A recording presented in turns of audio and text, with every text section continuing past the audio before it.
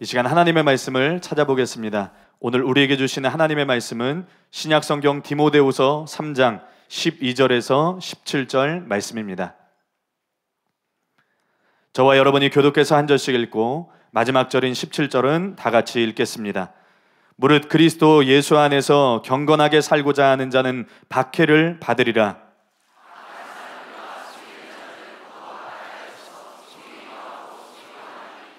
그러나 너는 배우고 확신한 일에 거하라. 너는 내가 누구에게서 배운 것을 알며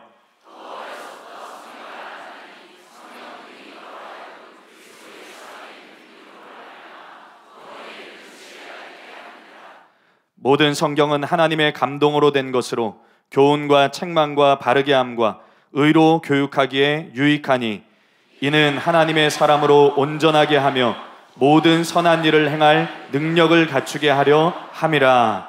아멘.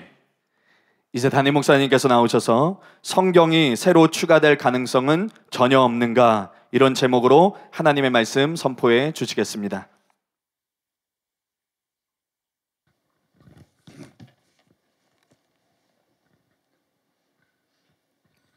여러분께서 카페에 올라와서 다 아시겠지만 먼저 기쁜 소식부터 전해드리고 그 다음에 말씀을 전하겠습니다. 지난주 9월 8일 날 기독교 연합신문에 예장통합 특별사면 대상 최종 결정에 대한 기사가 올라왔어요. 그 기사 중에 일부를 읽어드리겠습니다. 지난해 제100회기 정기총회에서 한시적으로 설치됐던 예장통합 특별사면위원회가 1년간의 활동을 마무리하며 지난 2일 마지막 회의를 개최해 사면심사 대상을 최종 선정했다. 9일 열리는 총회 임원회에서 보고된 심사 결과가 받아들여질지 여부가 관심이다. 특별사면위원회는 접수된 이단 관련 인물과 단체 10건 가운데 김기동, 변승우, 이명법 세 사람을 사면 대상으로 결론 맺었다. 이대희는 연구보고서에서 김기동과 관련해 이단을 유지하되 현 담임 목사와 성락교회를 일정 기간 예의주시한다고 밝혔지만 특수하위는 김기동에 대한 이단 해제를 결정한 것과 다름없는 결론을 내렸다. 이명범과 관련해서도 이대희는 이단을 해제하기로 하고 예의주시한다고 했지만 특수하위는 이보다 더 적극적으로 사면 대상이 될 수 있다고 판단했다. 반면 변승우는 이번 이대희도 특별사면 대상이 될 수 있다고 결론을 내려 상대적으로 논란이 덜할 것으로 보인다. 그 다음에 하루 뒤인 9월 9일이죠. 9월 9일 뉴스엔저이에서 김기동, 변승우, 박윤식, 이명범 목사 특별사면 이런 제목으로 기사가 났어요. 그 중에 일부를 제가 좀 소개해드리면 지난해 100회 총회에서 특별사면위원회를 꾸린 대한예수교 장로회 통합이 김기동 목사, 변승우 목사, 고 박윤식 목사, 이명범 목사를 특별사면 대상으로 최종 확정했다. 1년간 연구 검토한 결과 잠정적으로 이들에게 이단성이 없다고 판단한 셈이다. 예장통합위원회는 9월 9일 모임을 갖고 이 같은 결정을 내렸다. 최영남 총회장은 특별사면과 관련해 9월 2일 담화문을 발표할 예정이다. 그러니까 아까 지난주에는 저희가 이대희에서 우리 교회를 사면 대상으로 최종 결정한 거를 말씀드렸는데 그 다음에 그게 다시 사면위로 돌아왔죠. 그래서 사면위 최종 회의가 있었는데 사면위에서도 최종적으로 우리 교회를 사면 대상으로 결정을 내린 거고요. 그 다음에 그것이 이제 임원회로 올라가서 임원회 보고가 돼가지고 9일날 통합임원회가 열렸는데 통합임원회에서도 우리 교회가 사면 대상으로 그렇게 결정이 내려진 거예요. 같은 날이지만 그 전에 국민일보에서 단독으로 기사를 냈는데 기사 제목을 참 잘 정한 것 같아요. 이렇게 기사 제목을 정했어요. 예장통합, 김기동, 이명범, 변승우, 고 박윤식, 이단 해제, 이런 제목으로 기사를 냈어요. 거기 보니까는 대한예수교 장로회 통합총회는 9월 9일 임원회를 열어 특별 사면 대상을 최종 확정했다. 특사 대상은 김기동, 이명범, 변승우, 고 박윤식 목사 등 4명이다. 최 총회장은 오는 12일 담화문을 발표하는 방식으로 이 같은 결정사항을 교단 총대들에게 설명할 예정이다. 이렇게 나오는데 뭐 자세히 보신 분은 아시겠지만 이대위에서 최종적으로 허락한 거하고 사면위에서 또 결정한 거하고 임원회에서 결정한 거하고 차이가 조금씩 있어요. 그래서 2대2 사면위 또 임원회에서 이단 해지로 결정한 것은 이명범 목사는 지난해 조사를 해서 이단이 아니라는 결정이 내렸는데 총회에서 시끄러워서 1년 더 연구하기로 한 것이기 때문에 이번에 원래 풀리게 돼 있었던 것이고, 그걸 제외하고 나면은 우리 교회가 유일한 거예요. 세 군데에서 다 사면 결정을 내린 것은 우리 교회가 유일한 것이고, 그 다음에 사면위에서 김기동 목사님이 포함이 되고, 그 다음에 임원회에서 고 박윤식 목사님 그 교회가 포함이 됐는데, 뭐 이것에 대해서 뭐 사람들이 말들이 많겠지만 간단하게 설명하면 잘한 거예요.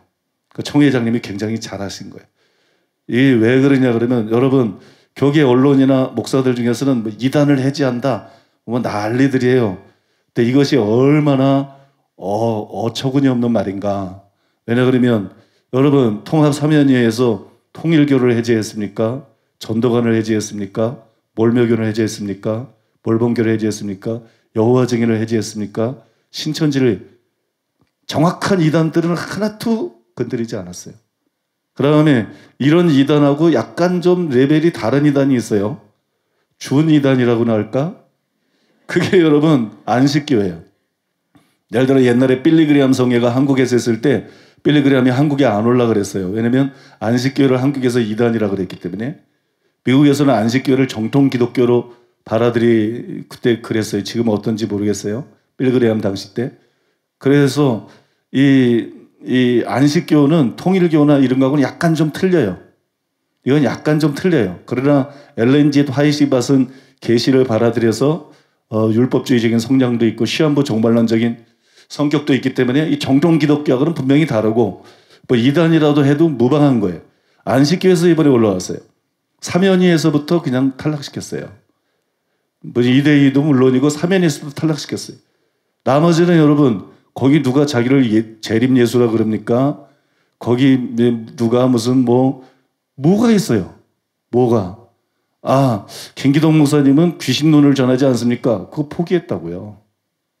그러면 포기하고 그 아드님이 미국에서 정통으로 신학을 하고 지금 이제 목회를 하고 있는데, 나는 우리 아버지 그거 동의 안 한다. 그거 잘못됐다. 나는 이제 성경대로 제대로 가르치겠다. 그러면 여러분 회개하면 하나님도 받아들입니다. 회개하면 하나님도 받아들이고 예수님도 받아들이는데, 회개하는데 목사가 안 받아들인다? 그럼 목사가 잘못된 거지. 회개하는데 교단들이 안 받아들인다? 그게 좀 기독교로서는 이상한 거 아니에요? 어떤 의미에서 그거야말로 이단스럽지 않나? 회개하면 하나님도 받아들이고 예수님도 받아들이고 성령님도 받아들이는 걸 목사들이, 교단들이 무슨 권위로, 무슨 자격으로 버리겠다는데, 아니 회개하겠다는데, 성경대로 바르게 하겠다. 그러면 형제를 가지고 감사하다, 이렇게 깨달아서 감사하다, 이렇게 돌이켜서 감사하다, 이제 우리 함께 제대로 나가자, 하나님 나라를 위해서 영혼들을 함께, 이게 기독교지. 이게 정통 기독교지. 그러니까 여러분 기독교 일각에서 막 이단을 왜 해제하느냐, 이단이 거기 어디 있었어요? 응? 거기 이단이 어디 있었습니까? 견해 차이가 있었을 뿐이고 어떤 것들은 새빨간 거짓말로 매도해서 억지로 만들어 놓은 것이지, 거기 이단이 어디 있었어요? 잘못한 부분은 회개하고 고치겠다 그러고, 그죠? 그 다음에 오해들은 풀리고, 그러면 그걸 받아들이는 게 정상적인 기독교인 것입니다. 그래서 뭐 누가 뭐라고 하도 여러분들이 상식적으로 이 얘기를 가지고 변론할 수 있어요. 우리 교회에 대해서는 뭐 지금 말들이 없기 때문에 우리 교회는 뭐 말할 것도 없지만, 그러면 사랑하는 교회를 풀면서 그 김기동 목사는 왜 풀었느냐? 아니 그걸 계속 귀신도를 갖고 있어야 뭐 안 푸는 게 맞는 거지, 그죠? 버린다는데, 회개하겠다는데, 아니 그런 식으로 낙인 찍으면 세상에 천국 갈 목사가 어디 있으며 천국 갈 신자가 어디 있어? 다 죄인인데 회개한 사람들 아니에요? 응? 그죠? 목사들 중에 다 죄인인데 회개한 사람이지, 죄인이 아닌 사람이 어디 있고, 신자들 중에 다 죄인인데 회개한 사람이지. 죄인을 회개시켜서 천국 가려고 천국 데려가려고 예수님이 오시는 것인데, 회개하겠다는데 안 받아들인다. 그리고 뭐 언론들이 말이 많다, 목회자들이 말이 많다. 요거 하나만 들어도, 그죠? 이거 하나만 들어도 이것이 얼마나 참 비정상적인 현상인가, 이것이 얼마나 비정상적인 현상인가, 그걸 분명히 알 수 있기 때문에 여러분들이 이런 논리만 가지고 설명해도 뭐 교회에 대해서 오해했던 모든 분들이 다 이해하게 될 줄로 믿습니다. 아무튼 여기 보면 뭐 예장 통합, 김기동, 이명법, 변승우, 고, 박윤식 이단 해제, 시원하게 국민일보가 제목을 딱 정했는데 뭐 이대로 된 겁니다. 이대로 된 거고, 이제 총회장님이 선포하는 것만 남았는데 뭐 모르겠어요. 언제 선포할지는 제가 정확하게 모르겠는데 아마 뭐 조만간 선포하지 않을까, 예측은 가능할 것 같은데 모르겠어요. 아무튼 총회장님이 선포할 때까지 여러분들이 계속 기도해 주시기를 바랍니다. 이미 뭐 이거는 조사기관에서 전부 해제가 된 것이기 때문에 이제는 선포라는 그런 형식만 남은 것이고, 그래서 여러분들이 이번 추석 때는 고향애들 돌아가셔서 늘 왜 이단교회 다니냐고 가족들로부터 압력을 받고 핍박을 받았는데, 여러분들이 이제 주도권을 쥐고 주도권을 쥐고 이 기쁜 소식을 가족과 친척들에게 당당하게 전하고 교회에 대한 오해를 풀어드리는 그런 복된 추석이 되었으면 좋겠습니다. 보통 뭐 하나님께 영광의 박수 이런 거 우리 안 합니다. 성경적이 아닌 것이기 때문에. 하나님께는 박수를, 그건 사람한테나 박수 치는 거지, 그 책에 잘 나오잖아요, 그죠? 하나님께는 성경에 보면 손을 들어서 하나님께 영광을 돌리고 그러는 거지. 근데 우리가 그게 좀 익숙하지가 않아요, 그죠?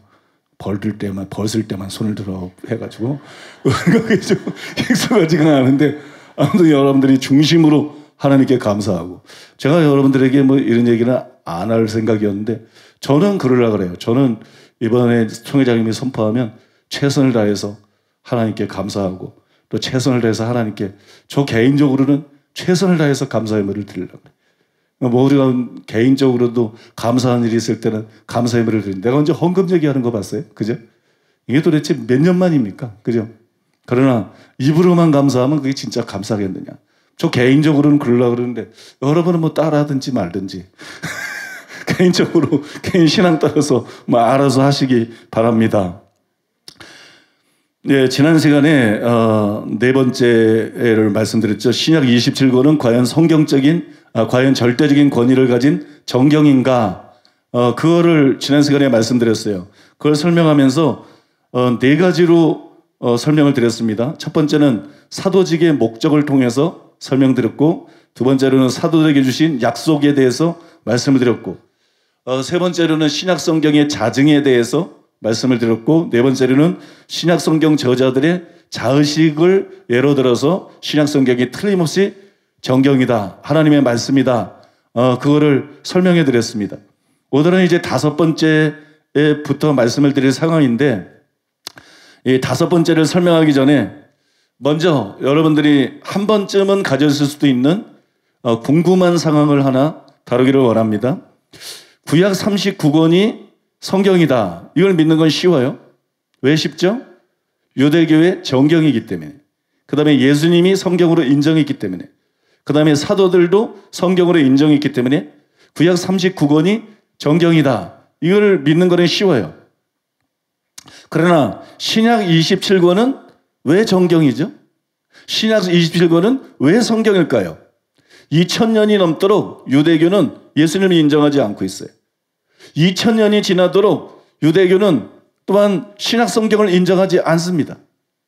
그런데도 신약 성경을 과연 성경이라고 말할 수 있느냐? 혹시 우리 기독교에서 일방적으로 우기고 있는 거 아니냐? 이런 의문이 생길 수도 있어요. 여러분은 이런 의문을 가져본 적이 있나요? 대부분 없죠? 아무 생각 없이 믿죠? 그냥 아무 생각 없이. 그게 문제야. 그럼 발전이 없어요. 저는 여러분 그런 근본적인 의문을 가져본 적이 있어요. 구약이 성경인 거는 확실한데 유대교도 인정하지 않는데 신약이 성경이라는, 유대교에서 몇천 년을 기다려온 메시아인데 유대교에서 인정하지 않는데 신약이 정말 정경이라는 확실한 증거가 뭐냐? 이 의문에 대한 실마리를 우리는 구약 성경에서 찾을 수가 있습니다. 구약 성경이 천지창조로 시작되죠. 천지창조. 시작을 제대로 잡았어요. 하나님이 태초에 천지를 창조하시니라. 성경에서 결국 인간과 관련이 있는 거니까. 천지창조부터 시작해가지고 구약 성경이 뭐로 끝납니까? 여러분, 구약 성경이 뭐로 끝났는지 알아요? 말라기로 끝나는 걸 제가 묻겠어요? 그걸 누가 모르겠어요? 구약 성경은 말라기로 끝나는데 구약 성경 말라기가 구약이 뭐로 끝을 내고 있느냐? 구약 성경은 예수님의 길을 직전에서 예비하는 세례 요한의 출현과 메시아가 도래할 것을 알리는 것으로 끝이 납니다.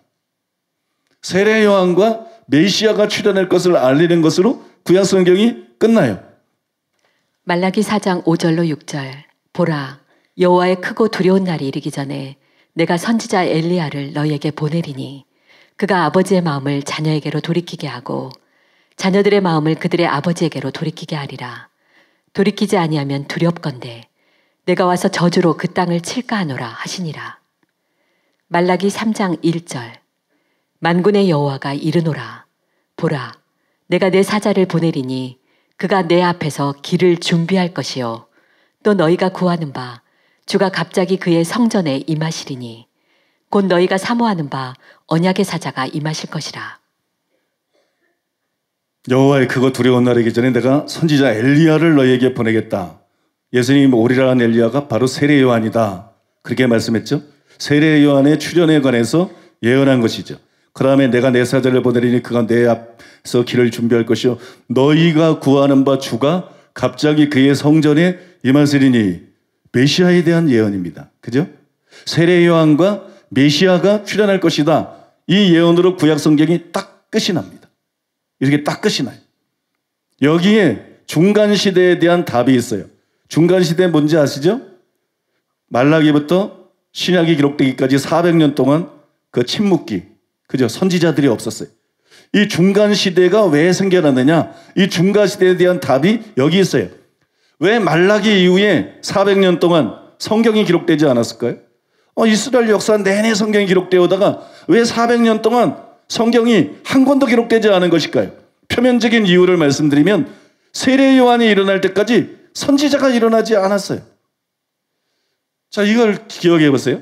구약 성경은 주로 선지자들이 기록한 것인데 말라기 이후로 세례 요한이 광야에 출현할 때까지 선지자가 일어나지 않았어요. 그러니 성경이 쓰여질 수가 없죠. 이건 표면적인 이유예요.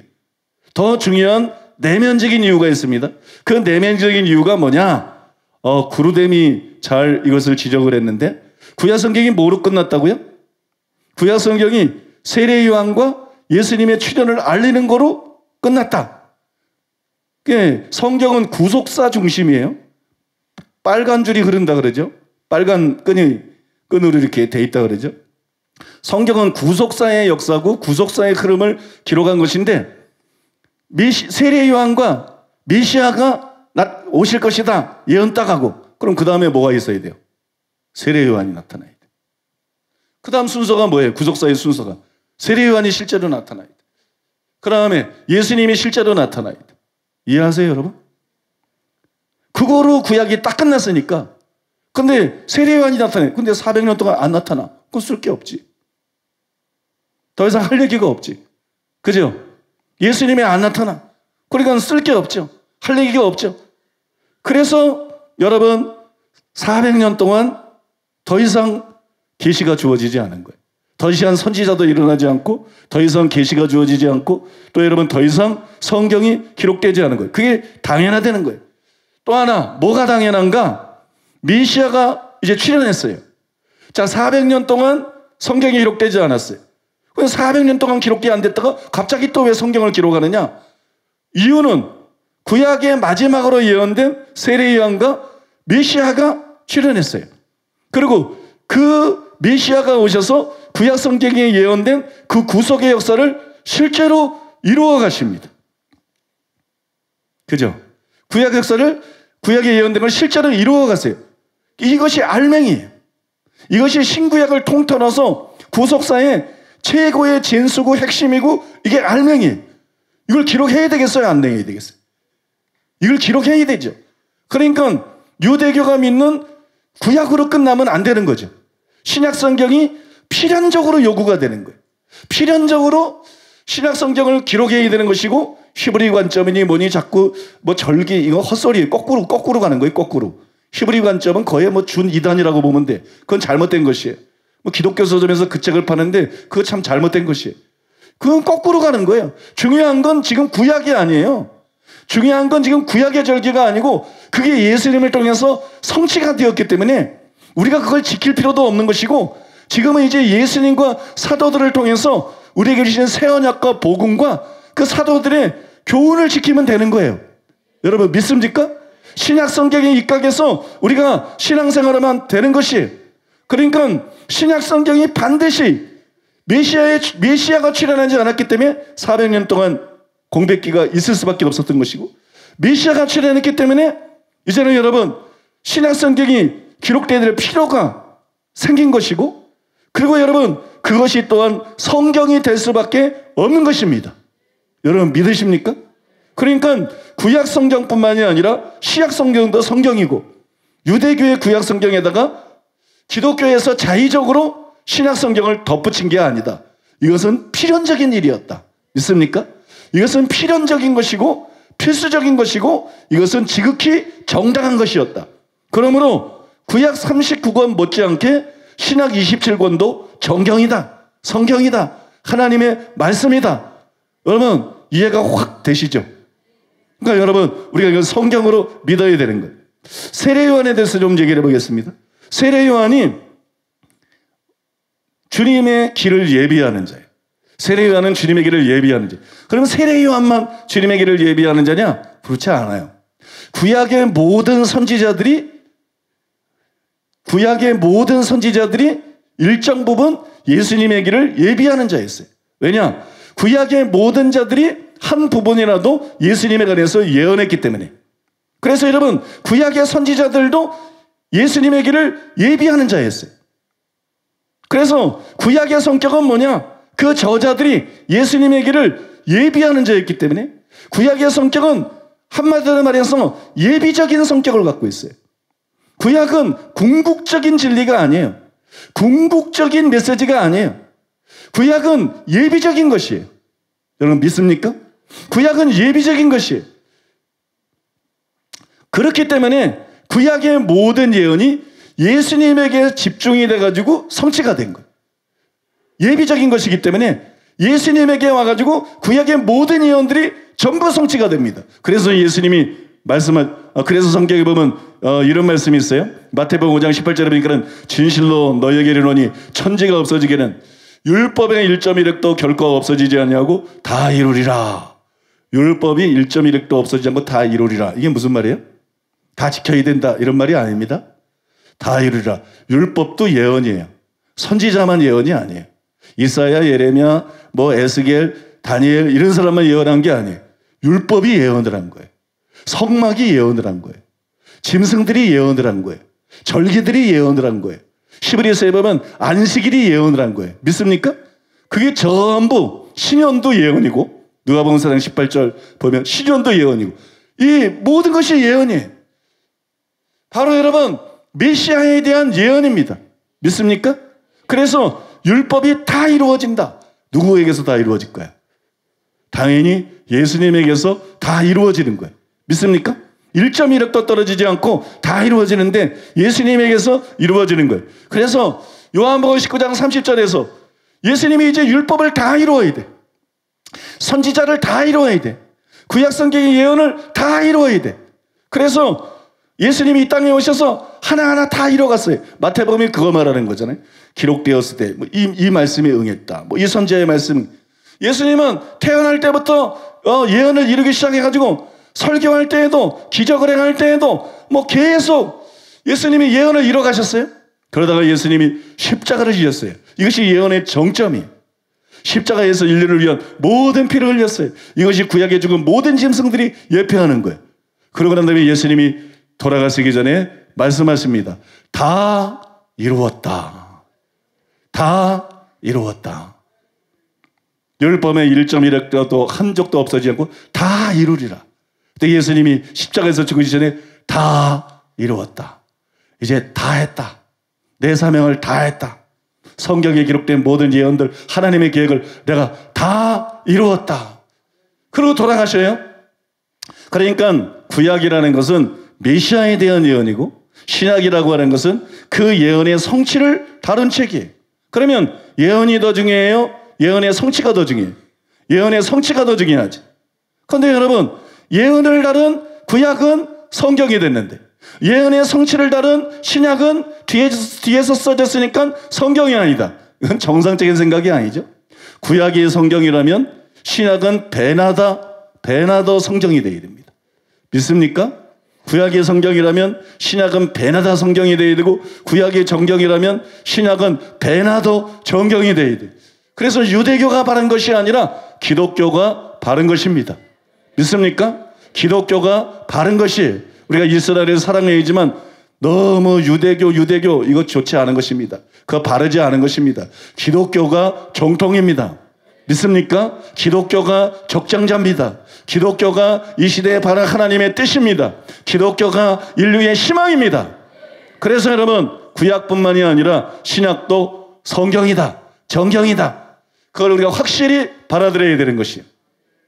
자, 이 점을 지난주에 설교하면서 조금은 설명을 드렸는데 한번 확실하게 설명하고 넘어갈 필요가 있어서 좀 정리를 해봤습니다. 그 다음에 지난주에 4가지까지 말씀드렸는데 이제 5번째, 신약 성경이 정경인 이유, 이거를 이미 충분히 설명이 됐지만 5번째 말씀을 드리겠습니다. 한번 따라해 보겠습니다. 초대교회가 신약을 취급한 방식. 초대교회는 동시대에 쓰여진, 자기들이 살던 시대에 쓰여진 신약 성경에 대해서 어떤 반응을 보였을까요? 신약 성경에 대해서 초대교회가 어떤 반응을 보였을까요? 우리는 신약 성경 안에서 3가지 중요한 반응을 발견할 수가 있어요. 그런데 이 반응들은 신약 성경이 정경이라는 것을 증명합니다. 그래서 그것을 여러분들에게 소개해드리기를 원하는데, 첫 번째로는 신약 성경의 낭독이에요. 바울은 디모데에게 이런 명령을 내렸습니다. 디모데전서 4장 13절. 내가 이를 때까지 읽는 것과 권하는 것과 가르치는 것에 전념하라. 내가 이를 때까지 읽는 것에 창념해라. 그리고 권하는 것, 가르치는 것을 창념해라. 그럼 바울이 무엇을 회중들에게 낭독하라는 거예요? 읽는 거, 낭독. 무엇을 회중들에게 읽어주라는 거예요? 4장 11절에 보니까는 그 전에 너는 이것들을 명하고 가르치라. 이것들을 읽으라는 거예요. 이것들이 뭐예요? 바울이 쓴 책, 바울이 쓴 편지, 바꿔 말해서 신약 성경이에요. 여러분, 다른 곳에서도, 골로새 4장 16절인데 다른 곳에서도 바울은 자신의 편지를 낭독하라 그랬어요. 자신의 편지를 읽어주라 그랬어요. 그런데 이것은 신약 성경의 정경성에 대한 결정적인 증거 중에 하나입니다. 지난 시간에 좀 설명을 드렸어요. 이 부분은 신약 성경 정경에 대한 결정적인 증거 중에 하나예요. 왜냐하면 성경을 안식일에 낭독하는 것은 유대인의 관습이었어요. 그런데 교회 모임에서 바울의 편지를 읽으라는 것은 바울이 그것을 성경으로 간주한 것이에요. 성경으로 대화라고 한 것이, 그 관습이 교회 안에 그대로 들어온 것이기 때문입니다. 이에 대해서 노만 카이슬러와 윌리엄 닉슨은 이렇게 썼습니다.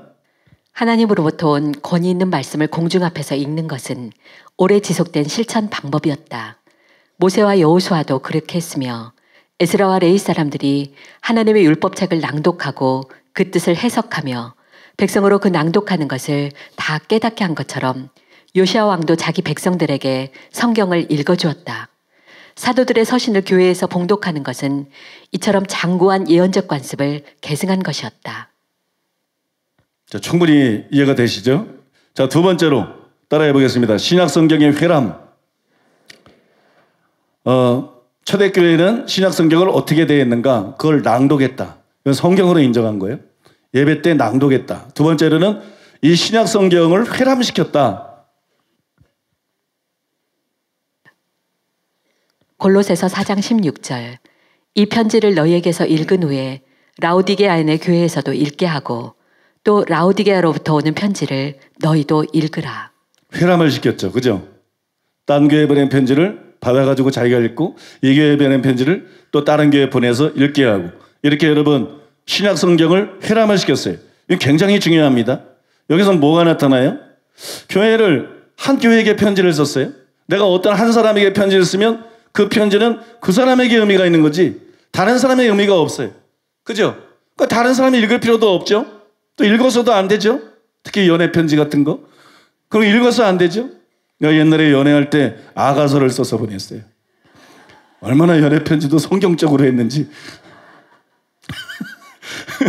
옛날에 연애할 때 아가서에서 그냥 마음에 드는 구절들을 쫙 그걸 누가 아직도 갖고 있다 그러던가. 그거 주책이지 뭐 하려고 아직도 그런 걸 갖고 있나 미끼인데. 아무튼 여러분 편지는 받은 사람에게만 의미가 있는 거예요. 그죠? 받은 사람에게만 의미가 있는 것인데 그런데 한 교회에 펴낸 편지를 다른 교회에서도 읽게 했다. 서로가 돌려서 읽게 했다. 그거는 이 편지가 이 교회에만 의미가 있는 게 아니라 다른 교회에도 의미가 있다. 그거는 그 편지가 저와 여러분들에게도 의미가 있다는 거예요. 저와 여러분들에게도 하나님의 말씀이 되는 거예요. 여러분 이해하십니까? 저와 여러분들에게도 하나님의 말씀이다. 꼭 필요한 하나님의 말씀이다. 이게 신약 성경이 정경이라는 증거 중에 하나가 되는 것이에요. 그 다음에 세 번째로 따라해 보겠습니다. 신약 성경의 집성. 이 집성이라는 말을 잘 안 쓰는데 여러 가지를 모아서 책에 있는 하나를 이룬다. 뭐 그런 뜻이에요. 같은 단어로는 집대성이 있어요. 집대성은 많이 들어보셨죠? 그러니까 신약 성경의 뭐 집대성. 노만 카이슬러와 윌리엄 직스는 이런 말을 했습니다. 처음 믿기 시작한 성도들이 신약에 영감받은 책들을 집성하고 보존하였음을 입증시켜주는 증거들이 있다. 이러한 책들은 초대교회들 상호간에 회람되었으며 근사하게 복사되었음은 의심할 나위도 없다. 초대교회가 바울이 보낸 편지든지 이런 편지들을 모아서 가지고 있었다는 거예요. 편지를 우리 집사람처럼 모았다는 거예요. 그거를 읽고 내용을 안 쓰면 버려야 되는데 그거를 모았다는 거예요. 다 여러분 모아서 가지고 있었다는 거예요. 이 사슬이냐? 사슬입니다. 그 증거를 우리는 베드로의 글에서 찾을 수가 있어요. 베드로서 3장 15절 16절입니다. 우리 사랑하는 형제 바울도 그 받은 지혜대로 너희에게 이같이 썼고 또 그 모든 편지에도 이런 일에 관하여 말하였으되 그 중에 알기 어려운 것이 덜어 있으니 무식한 자들과 굳세지 못한 자들이 다른 성경과 같이 그것도 억지로 풀다가 스스로 멸망에 이르느니라. 여기 보면 베드로의 글에 뭐라고 나와요? 그 모든 편지 그런 말이 나와요. 그 모든 편지. 여기 그는 바울이에요. 바울의 모든 편지. 무슨 뜻이에요? 베드로가 바울 서신의 묶음을 가지고 있었다. 바울 서신 중에 하나만 갖고 있는 것이 아니라 바울 서신의 묶음을 가지고 있었다. 그거를 집성시켰다는 거예요. 그거를 모아서 가지고 있었다는 거예요. 이렇게 여러분 묶음을 가지고 있었어요. 왜냐하면 이거는 한 군데서만 읽고 버려야 될 것이 아니다. 이것은 또는 한 번만 읽고 버려야 될 것이 아니다. 두고두고 읽고 이 말씀의 입각에서 우리가 믿고 신앙생활을 해야 된다. 그래서 여러분 그런 차원에서 구약성경과 더불어서 초대교회 안에서 신약의 책들이 읽혀지고 또 여러분 회람이 되고 또 여러분 집대성이 되고 그래서 보관이 되고 초대교회 때부터 이랬다는 거예요. 그럼 이것이 다 뭘 말해주는 거예요? 성경이라는 걸 말해주는 거예요. 다른 책하고 다른 성경이다. 정경이라는 것을 말해주고 있는 거예요. 이런 역사들을 이렇게 더듬어 보면 초대교회가 이미 그때부터 바울의 글들과 다른 성경들을 구약 성경과 마찬가지로 성경으로 인식하고 성경으로 대우했음을 보여주는 것입니다. 그러니까는 구약 성경뿐만이 아니라 신약 성경도 성경이라는 거예요. 이제 이 단락을 좀 정리해 보겠습니다. 저는 신약 성경의 정경성을 증명하면서 27권 각권에 대해서 말하지는 않았어요. 27권 각권, 이 책은 왜 정경이고 이 책은 왜 정경이고 다 다루지는 않았습니다. 그럼에도 불구하고 제가 말씀드린 설명해드린 지난 시간과 오늘 설명해드린 이 5가지만으로도 충분하다고 생각해요. 왜 충분하냐? 신약 성경은 구약 성경과 다릅니다. 어떤 의미에서 다른가 하면 신약 성경은 구약 성경과 달리 각권의 정경성에 대해서 이견이 없어요. 그게 통일이 돼 있었어요. 대표적인 한 예를 말씀드리면 구약 성경은 어때요? 가톨릭에서 사용하는 구약 성경하고 개신교에서 사용하는 구약 성경이 달라요. 많은 이견이 있었어요. 그러나 신약 성경은 가톨릭에서 사용하는 것이나 개신교에서 사용하시는 것이나 같아요. 뭐 개인적으로 루터처럼 뭐 야고보서는 지푸라기 서신이다 폄하한 사람이 있었지만 교회 회의에서, 교회 전체 회의에서 신약 성경 27권의 어떤 책에 대해서 이견을 제시한 적이 없어요. 이거를 여러분 통일성 있게 전부 받아들였어요. 그래서 노만 카이슬러와 윌리엄 딕스는 성경 유래라는 책에서 이렇게 썼어요. 신약 정경 27권의 정경성은 단 한 번의 토의를 거쳐 인정받게 되었다. 기독교계에서는 거기에다 첨가시키거나 삭제해내거나 하는 움직임이 없었다. 그러니까 각권에 대해서 굳이 다룰 필요가 없는 거예요. 각권에 대해서 굳이 다룰 필요가 없고, 여러분 이제 신약 성경 전체에 대해서 제가 다룬 것입니다. 그리고 5가지를 통해서, 오늘 설명해드린 것까지 5가지를 통해서 구약 성경뿐만 아니라 신약 성경도 틀림없이 정경이다. 하나님의 말씀이다. 그래서 우리는 이 말씀을 사랑해야 되고, 이 말씀을 읽고 공부하고 연구해야 되고 또 가르쳐야 되고, 이 말씀에 입각해서 신앙생활을 해야 되고 또 이 말씀에 입각해서 사역해야 된다. 믿습니까? 그런 저와 여러분 되시기를 바랍니다. 그리고 이제 이 설교의 마지막 주제인데요. 이 설교가 굉장히 중요한 주제들을 많이 다뤘어요. 대표적인 건 구약 39권은 과연 믿을 수 있는 정경인가? 또 가톨릭과 개신교의 성경이 왜 다른가? 어느 것이 옳은가? 또 지난 시간과 오늘에 걸쳐서 신약 27권은 과연 믿을 수가 있는 정경인가? 여기에 이제 기초를 놓는 거기 때문에 굉장히 중요한 주제들이에요. 이제 마지막으로 가장 또 중요한 주제 중에 하나가 남았어요. 그건 뭐냐면, 따라해 보겠습니다. 미래 정경이 추가로 저술될 가능성은 없는가? 이 문제를 다뤄야 결론을 맺을 수가 있어요. 이 주제에 대해서. 미래의 정경이 추가로 저술될 가능성은 없는가? 이 문제에 대해서 여러분들에게 말씀을 드리겠습니다. 저는 과거에 터라는 책을 썼어요. 제가 굉장히 아끼는 책 중에 하나예요. 제가 쓴 80여 권의 책 중에 중요하게 여기는 책 중에 하나인데, 터라는 책을 썼어요. 그 터라는 책에서 교회의 터인 신약 성경이 완성이 됐기 때문에 그 후로는 누구도 여기에 가감할 수 없다. 신약 성경에 그 누구도 가감할 수 없다. 이걸 강력하게 주장을 했습니다. 그리고 그 근거로서 에베소 3장 2절에서 5절을 제시했습니다. 너희를 위하여 내게 주신 하나님의 그 은혜의 경륜을 너희가 들었을 터이라. 곧 계시로 내게 비밀을 알게 하신 것은 내가 먼저 간단히 기록함과 같으니 그것을 읽으면 내가 그리스도의 비밀을 깨달은 것을 너희가 알 수 있으리라. 이제 그의 거룩한 사도들과 선지자들에게 성령으로 나타내신 것 같이 다른 세대에서는 사람의 아들들에게 알리지 아니하셨으니 이는 이방인들이 복음으로 말미암아 그리스도 예수 안에서 함께 상속자가 되고 함께 지체가 되고 함께 약속에 참여하는 자가 됨이라. 근데 그때 제가 몰랐던 게 하나 있었습니다. 뭘 몰랐냐 그러면, 그것은 방금 읽어드린 이 구절에 나오는 다른 세대, 이 말이 나와요. 다른 세대. 이 다른 세대가 미래 세대가 아니라 과거 세대를 의미한다는 거예요. 그걸 제가 몰랐어요. 여기서 다른 세대는 미래 세대를 말하는 게 아니라 과거 세대를 말하는 것이다. 유명한 신학자인 리차드 개피는 3장 5절에 나타나는 이제는 다른 구약의 세대들과 대비되는 하나님의 거룩한 사도들과 선지자들이다. 그렇게 말했어요.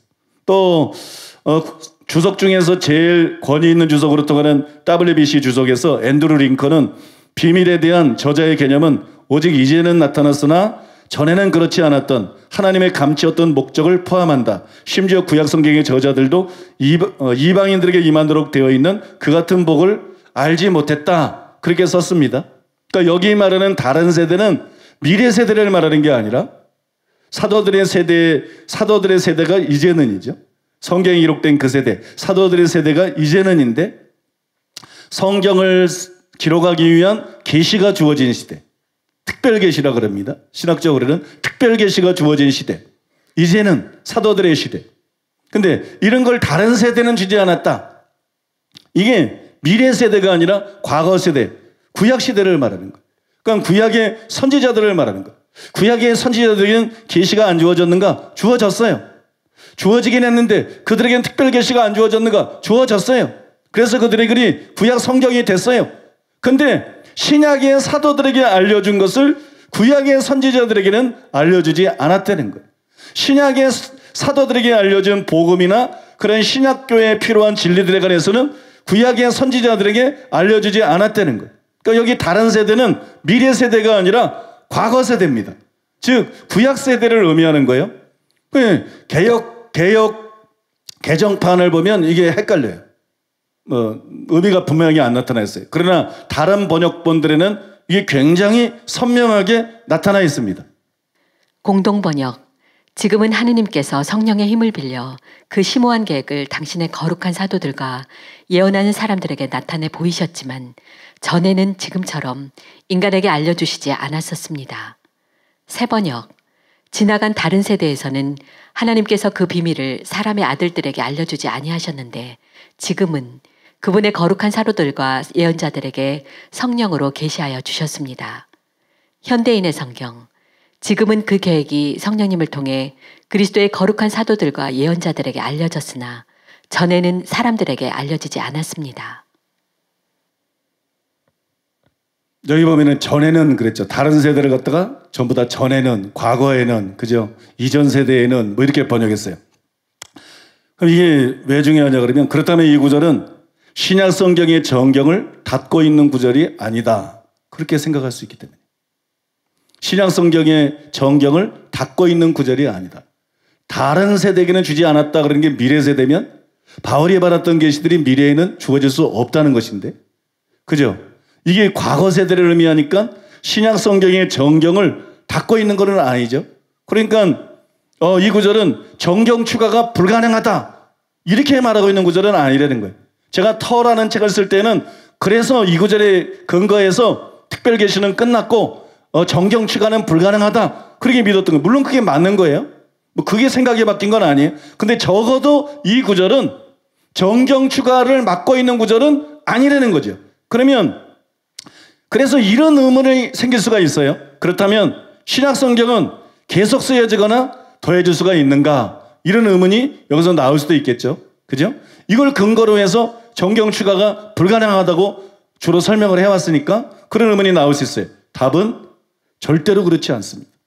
아마 현대전교에서는 제가 그렇다고 말하기를 간절히 원할 거예요. 제가 그렇다고 말해주기를 막 여기 지금 기자도 들어와 있을지 몰라. 지금 건수 잡으려고 양심으로 기사를 써야지 그렇게 건수 잡아서 막 그 사람의 실제 사상과 그 사람 다르게 그렇게 돈 벌어먹고 살면 안 됩니다. 기자님 회개하셔야 됩니다. 올바른 기사를 써서 빛이 되이지 그 밥벌이 하기 위해서 그렇게 양심 팔아먹고 기사 쓰고 그냥 대중들의 입맛에 맞게 옳고 그른 것도 없고 진실에도 관심 없고 그렇게 쓰고 사시면 안 됩니다.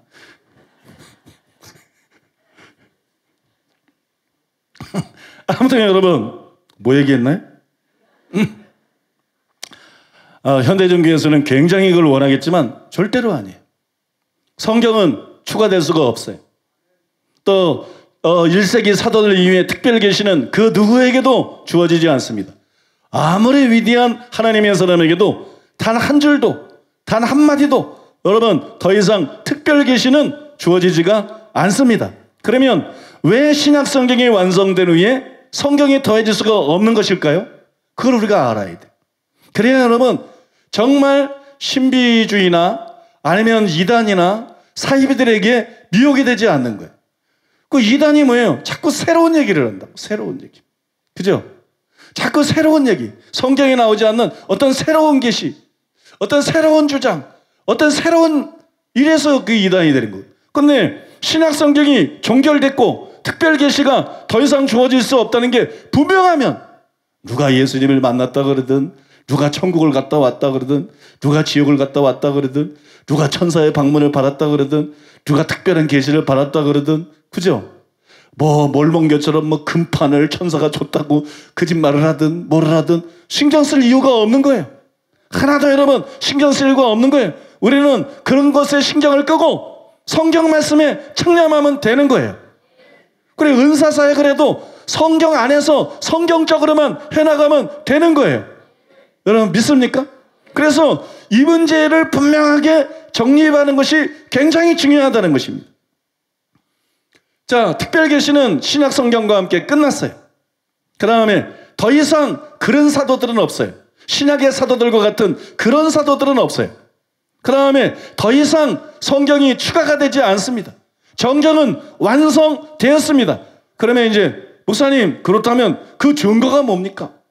정말 그랬다는 증거가 뭡니까? 증거가 네 가지인데 성경에서 찾은 증거가 네 가지예요.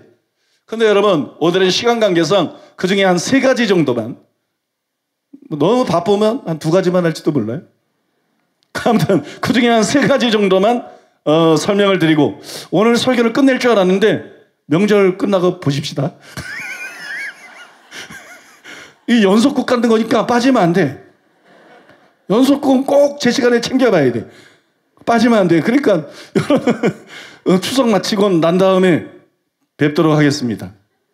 아멘이십니까? 예, 추석이 난 참 마음에 안 들어요. 난 추석 싫어요. 응? 그 다음에 저 설날도 싫어요. 성도들이 그때마다 흩어져. 그때마다 마음이 해이해져. 또 그 추석 지나고 나면 반드시 저 추석일이 확 떨어져. 설날 지나고 나면 추석일이 확 떨어져. 그래서 지난해 우리가 그거 고쳐보겠다고 대대적으로 간 것들이 많이 나아졌는데 또 이거 지금 강조 안 하면 또 다 잊어버립니다. 그래서 여러분 추석 기간 중에 혹시 주일을 고향에서 지내는 분이 있으면 1시간 거리 안에 사랑하는 교회가 다 있어요. 반드시 여러분 지교회에 참석하시기 바랍니다. 반드시 지교회에 참석하세요. 그 다음에 오래간만에 부모님 다니는 교회 가야 돼요. 가셔요. 그리고 2부 참석하세요. 가시고 2부 응? 2부 참석하세요. 그러면 여러분 그 다음 주에는 반드시 오셔요. 믿습니까? 오히려 여러분 다른 가족과 친척들도 설득해가지고 이거 이단 아니다 와보라. 그래서 여러분 모시고 오시기를 바랍니다. 세 가지 이유를 말씀드리겠습니다. 첫 번째로 이거 굉장히 중요한 거예요. 따라해보겠습니다. 성경은 구속사이기 때문이다. 나는 이거 연구하면서 참 새롭더라고. 나도 이런 거 잘 몰랐어요. 참 귀하더라고. 왜 신약 성경이 완성되었고 더 이상 기록될 수가 없느냐? 그것은 성경하게 되면 어떻게 생각해요? 이거부터 좀 말씀을 드리겠는데 성경하게 되면 진리를 담고 있는 책이다. 땡입니다. 물론 성경은 전부 진리를 담고 있어요. 그런데 진리가 한두 개입니까? 여러분 하나님이 알고 있는 진리를 책으로 다 쓸 수가 있겠습니까? 그걸 66권 안에 다 쓸 수가 있겠습니까? 성경은 진리를 담고 있는 책은 맞지만 성경은 단순히 진리를 설명하기 위한 책은 아닙니다. 이걸 모르기 때문에 왜 성경은 66권으로 끝났지? 하나님의 진리는 무한할 텐데, 하나님의 지혜와 지식과 하나님의 진리는 무한 광대할 텐데, 모든 것이 끝이 있어도 하나님의 말씀은 끝이 없다고 시편 기자도 말했는데 왜 그 수많은 진리들이 있을 텐데 더 성경을 기록하지 않고 66권은 끝났지? 성경은 모든 진리를 가르쳐주지 않습니다. 그게 목적이 아니에요. 성경은 구속사를 기록한 책입니다. 구속사를 기록한 책. 이게 굉장히 중요해요. 이걸 알아야 성경이 뭔지를 알아요. 이것이 뭔지를 알아야 성경이 무슨 원리로 기록이 되었고 무슨 내용을 담고 있고 무슨 목적을 갖고 있고 그래서 신약 성경이 기록되고 난 다음에 많은 하나님의 사람들이 계속 있지만 성령이 이 땅에 있어서 많은 사람에게 임하고 많은 또 꿈과 환상과 예언들도 주어질 수 있지만 성경의 기록이 끝난 것이구나 비로소 알 수가 있어요. 성경은 모든 계시를 담는 책이 아니에요. 모든 진리를 담는 책이 아니에요. 성경은 구속사 중심의 책이에요. 구속사 중심의 책. 그 다음에 예수님의 십자가에서 나오는 구속에서 나오는 윤리를 다룬 책이에요. 성도들이 어떻게 살아야 될까를 보여주는 책입니다. 믿습니까? 근데 그것은 신약 성경으로 충분히 드러내었고 완성이 되었기 때문에 수많은 계시가 있을 수 있고 수많은 진리가 있을 수 있지만 더 이상 단 한 줄도 성경이 기록될 필요는 없는 것이에요. 이거 여러분 분명히 이해하시기 바랍니다. 자, 그럼 이해하기 쉽게 예를 하나 들어보겠어요? 요즘 인기 있는 W라는 연속극이 있어요. W 연속극이 있어요. 보시는 분 있습니까? 예. 아멘으로 하다 봤었는데. 여러분, W라는 연속극에 빗대어서 설명해 보겠습니다. 이 연속극에서 여자 주인공이 한효주입니다. 이건 중요하지 않습니다. 옛날에 동이라는 연속극의 여주인공을 했습니다. 이것도 안 중요합니다. 아무튼 이 연속극의 여주인공이 만화 속으로 자꾸 끌려 들어가요. 연속극에서는 나올 수 있는 얘기야. 이건 입신하는 것도 아니고 만화 속으로 자꾸 끌려 들어가. 그래서 만화 속에 가서 살다가 현실 세계에서 살다가 이제 왔다 갔다 하면서 스토리가 막 전개가 되는데, 근데 만화 속으로 들어갔을 때 시간이 이상해집니다. 현실 세계에서는 하루 24시간이 일주일, 한 달 이렇게 흘러가잖아요. 근데 만화 속에 들어가면 시간이 이상하게 흘러가. 갑자기 30일이 지나가기도 하고 일주일이 지나가기도 하고. 이게 왜 그러냐? 우리가 만화를 읽다 보면 한 달 후 6개월 후 1년 후, 그죠? 그럼 갑자기 1년 지난 거야. 만화가가 10년 후, 그럼 10년 지난 거야 그냥. 현실 세계에서는 그런 일이 있을 수가 없잖아요. 그 만화 속에서는 그렇잖아요. 1년 후 일주일 후, 그것처럼 그렇게 되는. 근데 이게 뭘 초점으로 그렇게 되느냐? 이게 참 재밌습니다. 주인공하고 관련 있는 사건이 있을 때만 시간이 정상적으로 흐르는 거예요. 주인공하고 관련이 없는 건 한 달 후. 그날 무슨 일이 있어도 아무 상관없어. 한 달 후, 6개월 후, 1년 후. 이게 저는 굉장히 중요하다고 생각해요. 만화는 주인공과 관련 있는 것만 찍는다, 그린다. 주인공과 관련 있는 시간만 다룬다. 주인공과 관련 있는 사건만 다룬다. 그죠? 영화도 마찬가지죠. 연속극도 마찬가지죠. 주인공에 얽힌 스토리와 관련 있는 장면만 다루고 그 시간대만 다루고 나머지는 다 생략이 되는 거예요. 나머지는 다 생략이 된다. 이게 성경입니다. 이게 성경이. 성경은 인류의 역사를 전부 기록하는 게 아니에요. 이스라엘의 역사를 전부 기록하는 것도 아니에요. 하나님이 행하신 수많은 기적들이 있습니다. 그걸 다 기록하는 거 아니에요. 하나님이 행하신 수많은 말씀이 있습니다. 그걸 다 기록하는 것도 아니에요. 다 계시라고 다 기록하는 거 아니에요. 성경은 뭐만 기록하느냐? 그럼 성경은 뭐가 초점이냐? 만화에서는 주인공이 중심인데, 드라마에서도 주인공 중심으로 시간이 흘러가는데, 성경에서는 뭐가 중심이냐? 여러분, 바울이 말했어요. 성경의 궁극적인, 성경의 가장 중요한 목적은 구원에 이르는 지혜를 주는 겁니다. 성경은 너희가 성경에서 영생을 얻는 줄 알고 성경을 상고하거니와 사람들로 성경을 통해서 영생 얻는 방법을 알고 영생을 얻기를 원해요. 그리고 실제로 성경은 사람들을 구원하기 위해서 쓰여진 책이에요. 가장 중요한 목적이 이것이에요. 믿으십니까? 그래서 바울이 말했죠. 또 내가 어려서부터 성경을 알았나니 성경은 등이 너로 하여금 그리스도 예수 안에 있는 믿음으로 말미암아 구원에 이르는 지혜가 있게 하느니라. 성경은 구원에 이르는 지혜를, 이게 성경의 가장 주된 목적이다. 가장 중요하고 핵심적인 목적이라는 거예요. 그래서 만화의 주인공이 있는 것처럼 강철입니다. 강철. 만화의 주인공, W의 주인공이 강철이라고.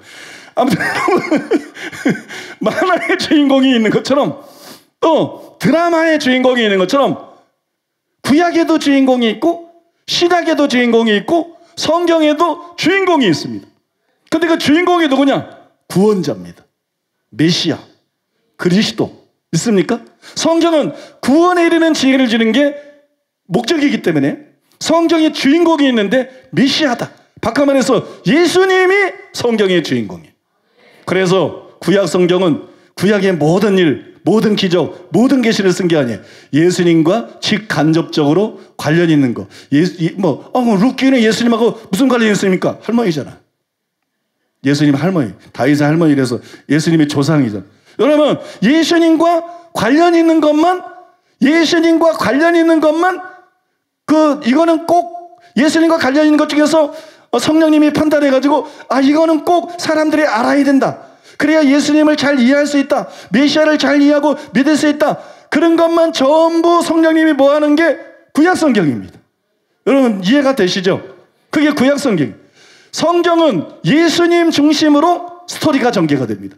만화가 주인공 중심으로 스토리가 전개되는 것처럼 성경은 구약이든 신약이든 예수님을 중심으로 스토리가 전개됩니다. 그래서 성경은 뭐하고 밀접한 관련이 있느냐? 성경은 구속사와 밀접한 관련이 있어요. 구속사와 관련이 없는 것은 진리라도 성경이 될 수 없어요. 하나님의 계시라도 성경이 될 수 없어요. 하나님이 일으킨 기적이라도 성경이 될 수 없어요. 이해되십니까, 여러분?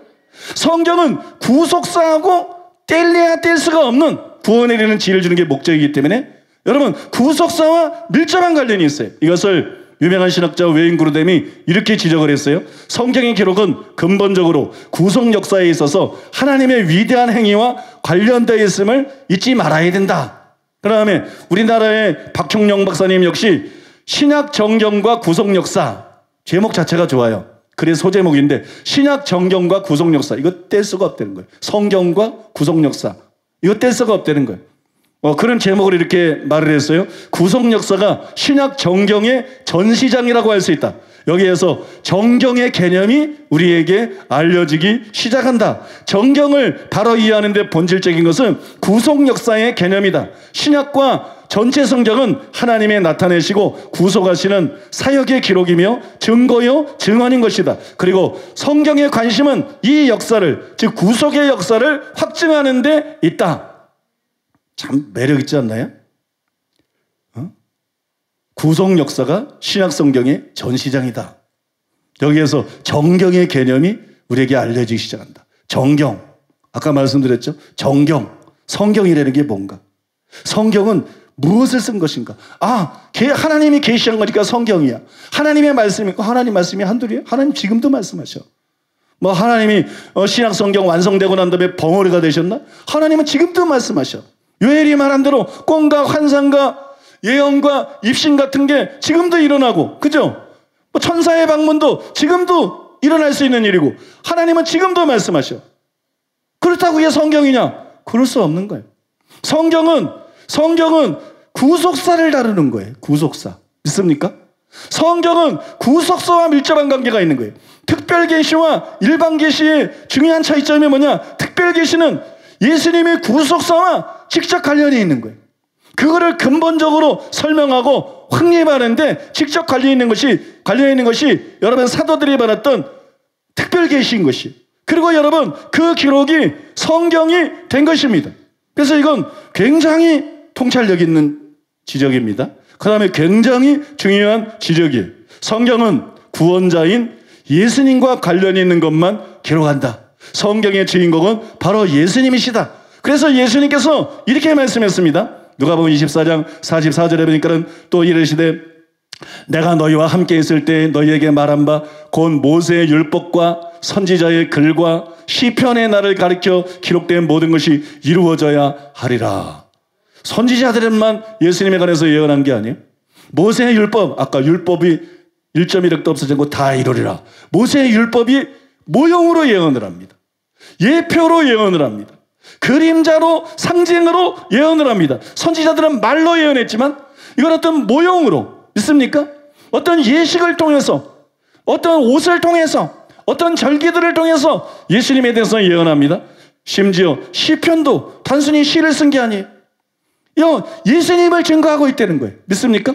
예수님을 증거하는 내용들이 그 안에 들어있다고 예수님이 말씀한 거예요. 요한복음 5장 39절에서 예수님이 이제 통틀어서 이렇게 말씀합니다. 너희가 성경에서 영생을 얻는 줄 생각하고 성경을 연구하거니와 이 성경이 곧 내게 대하여 증언하는 것이니라.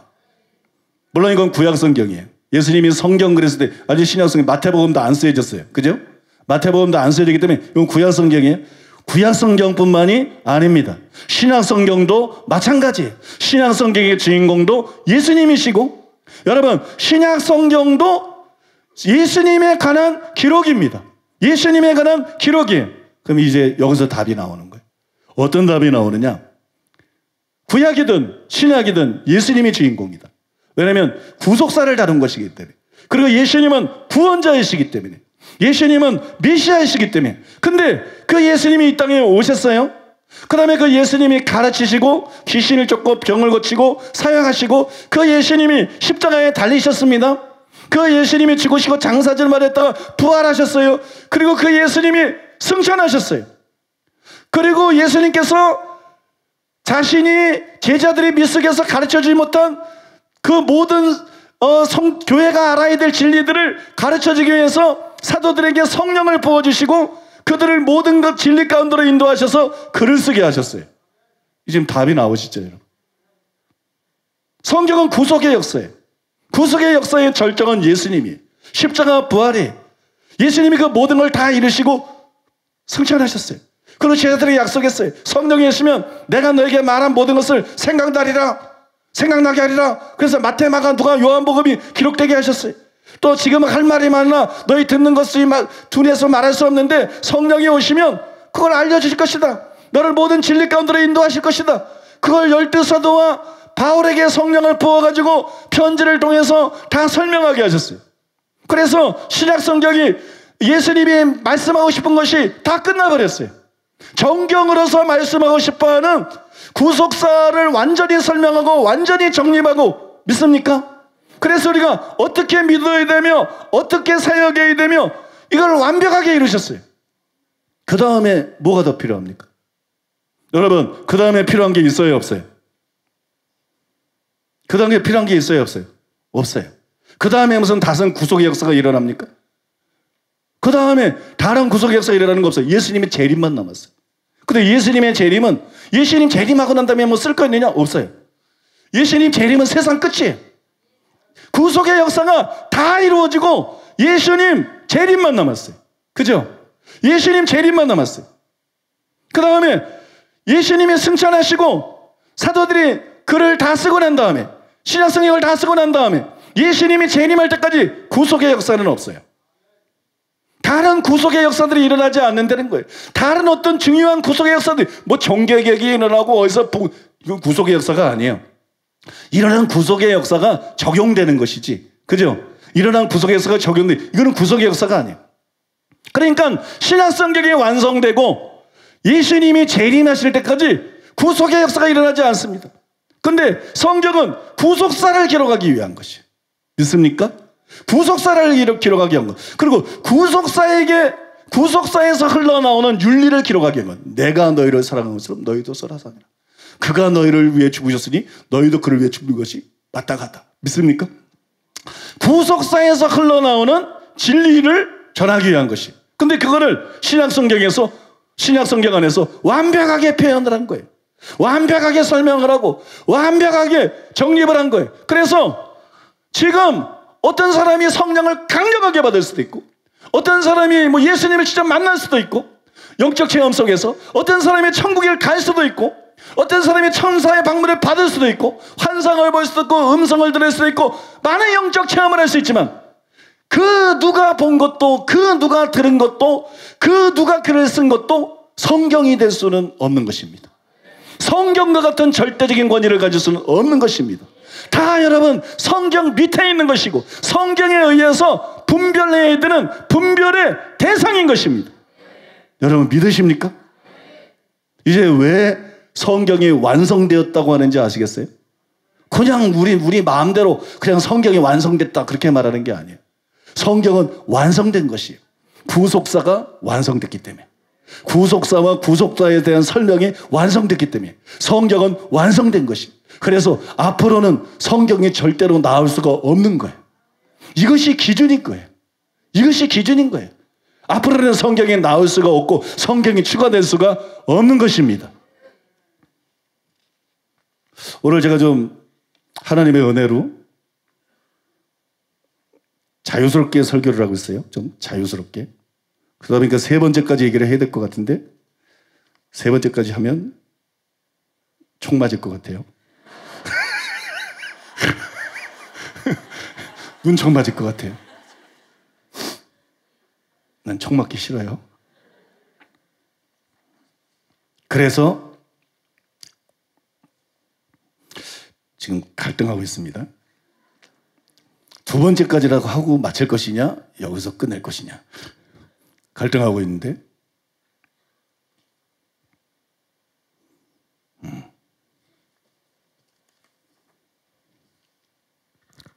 투표를 할 수도 없고,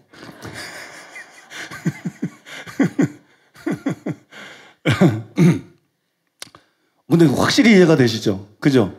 왜 정경이 완성됐고? 너무 놀라운 진리 아니에요?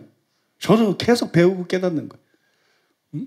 왜 성경이 완성됐고? 왜 더 이상 그렇게 많은 하나님의 사람들이 있는데 뭐 성경에만 죽은 자 살리는 거 아니고 성경에서만 오병이적이 일어나는 것도 성경에만 기적이 일어나는 것도 아니고 성경에만 뭐 어떤 영적인 만남들이 있는 것도 아니고 그죠? 성경에만 천국들로 올라가는 게 아닌데 왜 성경은 완성됐는가? 하나님 말씀하실 게 그거밖에 없나? 그거는 하나님의 말씀하고 싶어하는 내용이 구속사기 때문에 그래.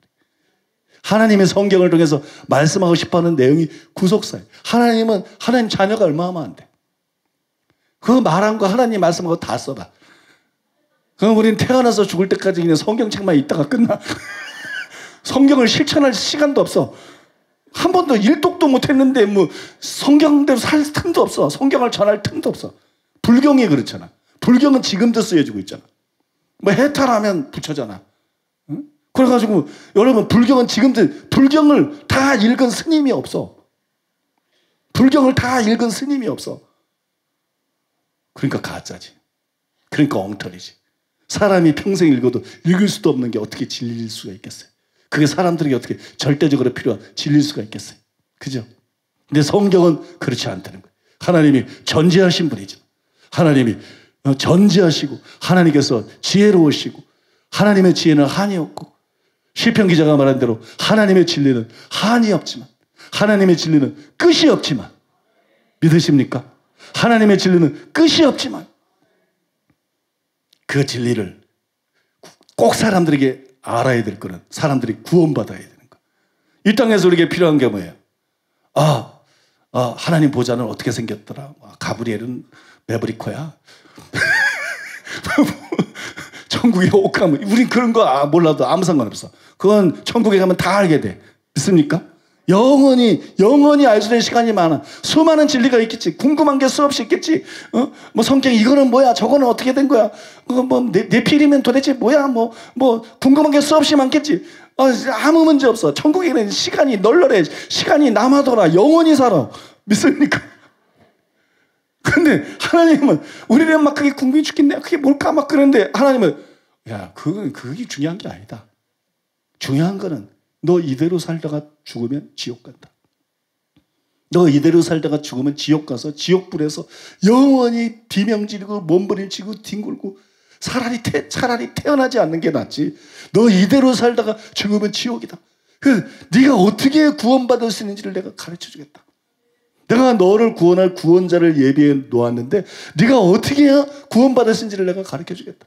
그리고 네가 구원받고 믿고 난 다음에 그 다음에 중요한 것은 제일 중요한 건 천국 가는 것이고 그 다음에 중요한 것은 하나님의 말씀대로 살다가 천국의 상을 쌓는 거야. 상급을 쌓는 거야. 다른 영혼 구원하면서 상급을 쌓는 거야. 그래서 네가 어떻게 살아야 하나님이 기뻐하시고 네가 어떤 사람이 돼야 하나님이 기뻐하시고 네가 어떤 사람이 돼야 천국에서 큰 자가 되고 믿습니까? 네가 어떤 사람이 돼야 천국에서 큰 상을 받을 수 있는지를 가르쳐주겠다. 그걸 기록한 것이 구약과 신약입니다. 믿으십니까? 목사님 그거 어떻게 알아요? 바울이 말했잖아요. 디모데후서 3장 15절에서 또 내가 어려서부터 성경을 알았나니 성경은 너희 너에게 구원에 이르는 지혜가 있게 하느니라. 이 첫째 성경 목적은 사람을 구원하는 것. 그래서 여러분 잘 들으세요. 잘 들으세요. 설교 중에서 제일 중요한 설교가 뭐냐? 구원론입니다. 구원론. 마귀가 제일 달겨드는 게 뭐냐? 구원론을 왜곡시키는 겁니다. 우리 교회가 왜 공격을 받았어요? 구원론을 바르게 전했기 때문이에요. 여러분 마귀가 제일 두려워하는 게 정확한 구원론에 대한 설교. 그게 성경의 최고의 목적이기 때문에. 그러니까 이거는 설교하는 설교자들의 최고의 목적이 그냥 막연하게 성경 가르치는 거 이러면 안 된다는 거예요. 강해 설교하고 제자 훈련하고 뭐 큐티하고 이러면 안 된다는 거예요. 그것도 좋은 거지만 목적이 분명해야 된다는 거예요. 목적이. 믿습니까? 설교자들이 설교하면서 제일 첫 번째 목적은 뭐냐?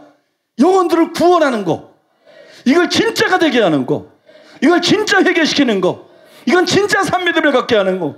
이건 진짜 거듭나게 하는 거. 믿습니까? 진짜 구원받아서 천국 가게 하는 거. 이게 설교자의 최고의 목적이 되고, 설교 듣는 여러분도 마찬가지. 설교 듣는 여러분들의 설교 들으면서 관심이 뭐냐? 뭐 재밌었으면 좋겠다. 짧았으면 좋겠다. 아니면 쉬웠으면 좋겠다. 그렇게 찬밥 더운 밥 가릴 때가 아니야. 죽느냐 사느냐의 문제예요. 죽느냐 사느냐의 문제. 그러니까 설교 듣는 사람도 뭐에 초점을 가져야 되느냐? 신앙생활하면서 구원론에 초점을 가져야 돼. 구원론에 우선적으로 구원론에 최고의 관심을 가져야 돼. 그 문제를 확실히 해야 된다는 거예요. 여러분 그렇게 신앙생활 해야 되는 거예요. 여러분은 그런 분이신 줄로 믿습니다. 그런 지혜로운 분인 줄로 믿습니다. 그 다음에 바울이 말했어요. 모든 성경은 하나님의 감동으로 된 것으로 교훈과 책망과 바르게 함과 의로 교육하기에 유익하니 이는 하나님의 사람으로 온전케 하며 모든 선한 일을 행하기에 온전케 하려 하심이라. 무슨 얘기입니까? 내가 어떻게 살아야 되나? 내가 어떤 사람이 되어야 되나? 그거예요. 성경은 천국이 어떤지 고주할 미주할 가르쳐주기 위한 것이 아니에요.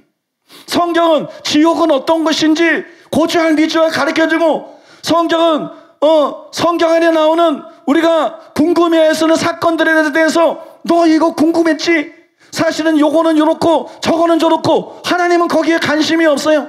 하나님은 그런 여러분 지적인 유의에 관심이 있는 분이 아니고, 호기심 충족시키는 데 관심 있는 분이 아니고, 하나님은 사랑이시고, 하나님은 저와 여러분들을 독생자를 주기까지 사랑하셔서 구원하기를 원하시는 분이고, 우리가 구원받기를 원하시는 거예요. 또 우리가 변화되고 바른 사람이 돼서 여러분 천국에서 큰 자가 되고 여러분 상 받는 사람이 되는 거예요. 인생이 태어나서 응아하고 태어나서 죽을 때까지 제일 중요한 게 뭐냐? 구원받는 것이고, 여러분 천국에서 큰 자가 돼도 준비되는 것이고, 인생이 태어나서 수많은 일을 하고 살아갑니다. 수많은 사람을 만나고 수많은 학교를 다니고 공부를 하고 수많은 일을 하고 수많은 목표를 세우고 여러분 수많은 일들을 열심히 하면서 살아가지만 결국 남는 건 뭐냐? 구원받았느냐? 구원받지 못했느냐? 그 다음에 너는 얼마나 변화됐느냐? 너는 얼마나 예수님을 닮았느냐? 너는 얼마나 천국에서 큰 자가 될 것이냐? 이것이 여러분 한 번 죽는 것은 사람에게 정하신 것이요 그 후에는 심판이 있는데 심판석에서 남을 결론인 것입니다. 그러니까 사람들이 관심을 갖든 관심을 갖지 않든 전 인류에게 가장 중요한 문제는 연애하는 것도 아니고 누구랑 결혼하냐, 내가 좋아하는 사람이 날 받아들일 거냐 안 받아들일 거냐 이런 거 아니에요. 어느 학교를 갈 거냐 이것도 아니에요.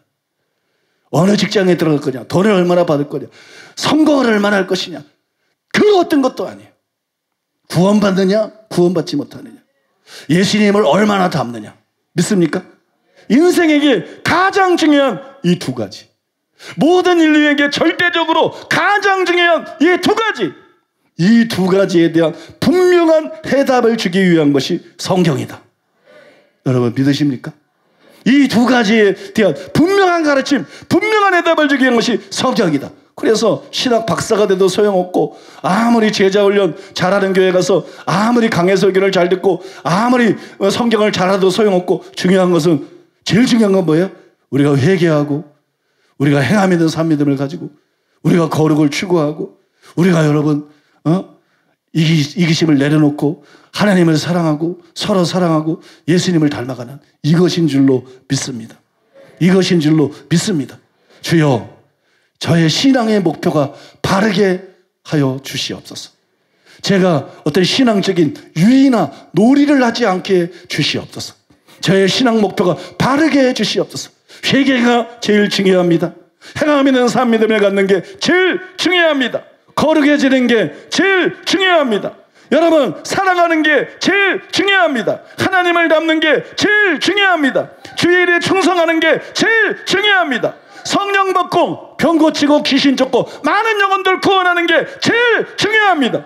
주님 분명한 이 목표를 가지고 일생 이 길에서 좌로나 우로나 치우치지 않고 단순하지 않고 이 길을 걸어가게 하여 주시옵소서. 그래서 반드시 천국에 들어가는 사람 되게 해주시고 천국에 갔을 때 잘했다 칭찬받는 종이 되게 하여 주시옵소서. 우리 주여 삼창하고 통성으로 이런 제목들을 가지고 하나님 앞에 기도하겠습니다. 주여, 주여, 주여. 하나님 감사합니다. 우리에게 성경을 완성하시고 그 전지하심을, 그 지혜가 한이 없으심을 드러내신 하나님의 섭리에 감사합니다. 하나님 말씀이 증거하고 있는 구원의 지혜를, 구원에 이르는 지혜를 우리가 따라가게 하여 주시옵소서. 우리의 구원자가 되시며 우리의 임금이 되시는 예수 그리스도를 우리가 이 시간 따라갈 수 있는 힘과 능력을 아버지 얻게 하여 주시옵소서. 하나님께서 말씀하신 아버지 그보다 더 큰 일들을 아버지 행할 수 있는 하나님의 사람들이 되게 하여 주시옵소서. 구원에 이르는 지혜가 있는 말씀으로 성경을 통해 우리가 살아가게 하여 주시옵소서. 예수님을 통해 드러난 그 구속사 가운데 우리의 신앙의 기초가 세워지게 하시고 하나님 우리의 심지가 굳어지게 하시고 회개하고 구원받게 하여 주시옵소서. 믿음으로 행함 있는 산 믿음으로 구원받게 하여 주시옵소서. 믿음 가운데 행함이 있게 하시고 하나님 또한 거룩하게 하시고 겸손하게 하시고 예수님을 사랑하며 서로가 사랑하게 하시고 성령 충만한 하나님의 사람들 되게 하여 주시옵소서. 그래서 아버지 구원받을 뿐만 아니라 천국에서 상급을 얻는 자가 될 수 있도록, 천국에서 큰 자가 될 수 있도록 주여 아버지 하나님, 우리가 이 성경에 기초한 새 언약의 이 복음에 기초한 아버지 삶을 살아갈 수 있도록 아버지 역사하여 주시옵소서. 주님 진실로 중요한 것이 무엇입니까? 진실로 우리에게 가장 중요한 것은 하나님이 우리에게 주신 영혼입니다. 구원받고 천국 가야 될 영혼입니다. 아버지 우리가 무엇에 관심을 가지고 살아가고 있습니까? 우리가 여전히 세상에 관심을 가지고 아버지 우리가 나그네임에도 불구하고 이 세상의 거주자와 같이 아버지 살아가고 있는 모습이 있지 않습니까? 주여 우리의 영혼을 돌아보게 하여 주시옵소서. 우리의 육신이 아니라 우리의 감정이 아니라 진실로 중요한 것은 우리의 실체인 우리의 영혼입니다. 하나님의 나라를 얻는 것입니다. 아버지 우리가 이 말씀을 통해서 하나님의 나라에 이르는 구원에 이르는 지혜를 소유하게 하여 주시옵소서. 우리의 영혼이 구원받는 것이 가장 중요한 것임을 깨닫게 하여 주시옵소서. 또한 다른 영혼들을 아버지 주님께로 이끌 수 있는, 전파할 수 있는, 이 복음을 전할 수 있는 새 언약의 임금이시며 구속자이신 예수 그리스도를 전할 수 있는 아버지의 사람들이 되게 하여 주시옵소서. 아버지 그래서 천국에서 환영받고 큰 상을 받는 진실한 복음 전파자들 하나님의 사람들이 되게 하여 주시옵소서. 하나님 설교를 통해 우리가 구원에 관심을 갖기를 원합니다. 말씀은 구속사의 흐름입니다. 성경은 예수 그리스도의 증거입니다. 성경은 구원에 이르는 지혜가 있는 것입니다. 아버지 우리가 우리의 영혼과 구원에 진실로 관심을 갖게 하여 주시옵소서. 그래서 오늘도 진짜 우리 자신을 내려놓고 회개하기를 원합니다. 회개하라 천국이 가까이 왔느니라 말씀하신 그 예수 그리스도의 말씀대로 천국 복음을 전파하신 예수님의 그 복음 전파대로 아버지 하나님 우리가 회개하기를 원합니다. 진짜 회개하기를 원합니다. 진짜 우리 자신을 내려놓기를 원합니다. 또한 아버지 하나님 진짜 행함 있는 산 믿음을 소유하기를 원합니다. 진짜 변화되기를 원합니다. 세상에서 이기는 자가 되기를 원합니다. 아버지 이 시간 함께 하시고 우리 자신이 변화되게 하여 주시옵소서. 또한 세상을 변화시키며 진짜 신자가 되어 진짜 하나님 있는 아버지의 사람들이 되게 하여 주시옵소서. 그것이 성경에 있습니다. 특별히 그것이 새 언약 그 예수 그리스도께서 예수 그리스도의 오심을 증거하고 있는 신약 성경을 통해 드러내셨습니다. 하나님, 우리가 그 말씀을 따라 살게 하여 주시옵소서. 곧 예수님을 따라가게 하여 주시옵소서. 진짜 되게 하시고 구원받게 하시고 변화되게 하시고 예수님 닮게 하여 주시옵소서. 아버지, 우리가 명절을 맞이합니다. 명절을 통해 주의 말씀을 전하게 하여 주시옵소서. 이제는 주눅들지 않게 하시고 진리가 선포되어지는 교회를 소개하게 하시고 알리게 하시고 교회를 더욱더 사랑하게 하시고 아버지 하나님, 우리가 이제는 전하는 자, 이 복음을 전하는 자, 이 구속의 역사를 전하는 자 될 수 있도록 아버지 역사하여 주시옵소서. 회개는 물론 전하는 자로 부르신 주님, 행함 있는 산민음은 물론 복음 전파자로 우리를 세우신 주님, 우리가 이것을 전파하기를 원합니다. 이것을 전하는 자가 되기를 원합니다. 성경에 입각한 진리를 전하는 자가 되기를 원합니다. 아버지, 이것이 시금석이기 때문에, 이것이 기준이기 때문에 주님 말씀이 우리에게 표준이며 삶의 기초이기 때문에 아버지 하나님, 우리가 이것을 따라갈 뿐만 아니라 전하는 자가 되게 하여 주시옵소서. 주님, 무엇이 진정한 교회입니까? 아버지, 무엇이 건전한 교회입니까? 하나님의 말씀을 성경 그대로 아버지 전하는 것, 아버지, 그것이 아버지 건전한 교회입니다. 정확한 구원론을 전하는 것, 그것이 건전한 교회입니다. 아버지 하나님, 이 교회가 그 일을 감당할 때에 주의 이름으로 부흥케 하여 주시옵소서. 주의 이름으로 부흥케 하여 주시옵소서. 아버지, 특별히 원하는 것은 이 교회 가운데 이제 아버지 하나님 통합사명위원회를 통해서 또한 아버지 이것을 우리를 이단에서 나오게 하시고 아버지 그 오명에서 벗어날 수 있도록 하신 주님, 우리가 아버지 하나님 이제 시작하게 하여 주시옵소서. 다시 한 번 더 부흥을 위해 기도의 불이 타오르게 하여 주시옵소서.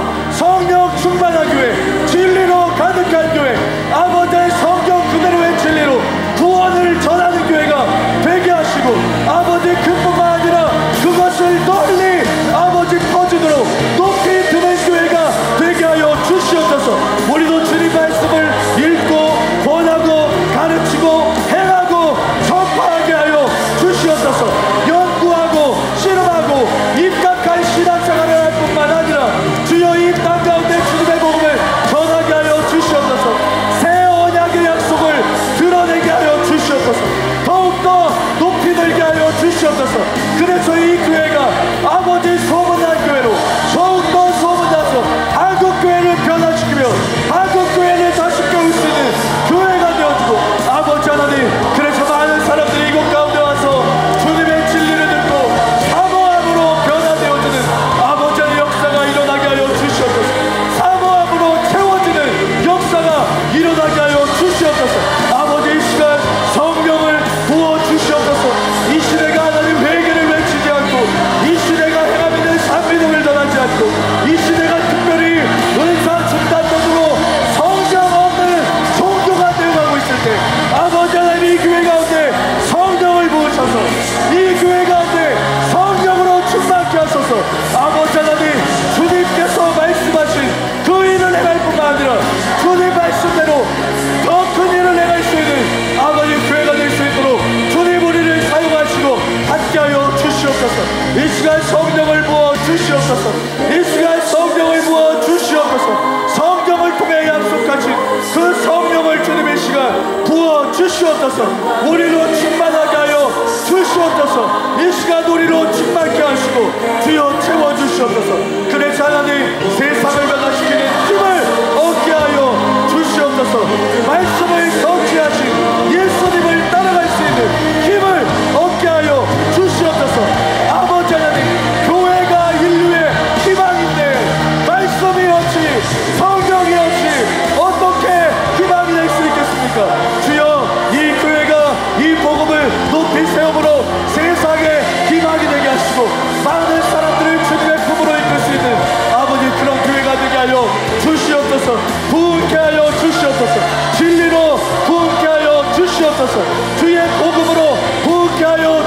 주시옵소서. 성령으로 부흥케 하여 주시옵소서. 회개의 부흥이 일어나게 하여 주시옵소서.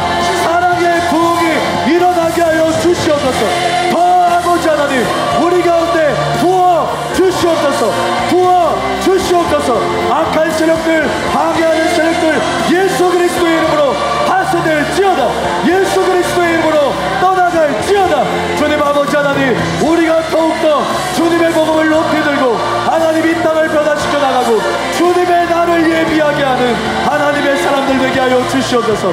귀한 교회가 되게 하여 주시옵소서. 주님이 쓰시는 하나님 모델과 같은 교회가 되게 하여 주시옵소서. 아버지 하나님, 여기 성도들이 아버지 하나님 그렇게 변화되게 하시고 그렇게 전하게 하시고 주님의 힘과 능력으로 날마다 살아가게 하여 주시옵소서. 하나님 감사합니다. 우리 가운데 함께 하신 분은 말씀에 입각한 신앙을 가지게 하여 주시옵소서. 감사합니다. 이 모든 말씀을 존귀하신 예수님의 이름으로 기도드립니다. 아멘. 담임 목사님 나오셔서 드려진 예물 위해 축복해 주시고 축도로 주일일부 예배를 마치겠습니다. 기도하겠습니다. 고마우신 하나님, 아버지 하나님의 사랑과 은혜를 생각할 때 감사드리고 찬송드리고 찬양드립니다. 일어날 수 없는 일이 일어나고 있습니다. 하나님만이 하실 수 있는 일입니다. 하나님의 역사가 아니면 우리의 많은 경험을 돌이켜볼 때 불가능한 일입니다. 주님께서 통합총회장님을 세워주시고 아버지 그런 목적과 용기를 주셔서 여기까지 오게 해주신 것을 감사드립니다. 아버지 하나님, 선포할 때까지 통합총회장님을 붙잡아 주시고 함께해 주실 것을 믿습니다. 끝까지 승리하게 될 것을 믿습니다. 진실에 관계없이 거짓 소문에 시들려 그저 예수님의 정신을 잃어버리고 방해하고 반대하는 모든 사람들 배후에 역사하는 원수마귀의 세력은 예수님의 이름으로 묶임을 받을지어다. 결박을 받을지어다. 묶임을 받을지어다. 결박을 받을지어다. 사랑의 영이신 성령님, 사랑과 실학과 합함과 오래 참음과 자비와 양성과 충성과 온유와 절제의 열매를 맺게 하시는 성령님께서 통합교단과 한국교교와 모든 목사님들에게 강력하게 임하시고 모든 언론들에게 강력하게 임하시고 역사하여 주시옵소서. 예수님의 정신으로 이 모든 일들이 이루어지게 하여 주시옵소서. 주님 은혜에 감사해서 예물을 드렸습니다. 주일헌금 11조 감사헌금 건축헌금 그 외의 헌금을 주 앞에 올려드렸습니다. 주님 영광 받아주시고 높임 받아 주시옵소서. 사랑하는 성도들 예수님의 이름으로 축복합니다. 재물 얻을 능력이 각 손에 임하게 하여 주시옵소서. 심은 대로 풍성하게 거두게 하여 주시옵소서. 예수님의 이름으로 축복하오니 머리가 되게 하여 주시옵소서. 위로 올라가게 하여 주시옵소서. 구워지는 삶을 살아가게 하여 주시옵소서. 형통하게 하여 주시옵소서. 주님, 우리가 아무리 주님의 말씀대로 살기를 원해도 우리는 너무나 연약합니다. 주님, 우리의 연약함을 돕기 위해서 보혜사 성령님을 보내주셨사오니 성령을 부어 주시옵소서. 성령으로 충만케 하여 주시옵소서. 성령으로 새롭게 하여 주시옵소서. 성령으로 우리를 변화시켜 주시옵소서. 원하오니 성령의 내적 충만과 성령의 외적 충만으로 충만해서 성령의 열매들이 맺혀지게 하시고 성령의 은사들이 나타나게 하시고 역사하게 하여 주시옵소서. 예수님처럼 살 뿐만이 아니라 예수님이 행한 일을 하고 그보다 큰 일을 하는 우리 교회가 될 수 있도록 주님 은혜 베풀어 주시옵소서. 주님 역사하여 주시옵소서. 이 자리에 계신 주님, 회중들 가운데 운행하시는 주님, 당신의 피 묻은 손을 성도들에게 얹으시고 이 시간에 병을 치료하여 주시옵소서. 병을 고쳐 주시옵소서. 주님이 직접 고쳐 주시옵소서. 머리끝부터 발끝까지 모든 질병은 예수님의 이름으로 떠나 갈지어다. 머리끝부터 발끝까지 모든 질병은 예수님의 이름으로 치유될지어다. 치유될지어다.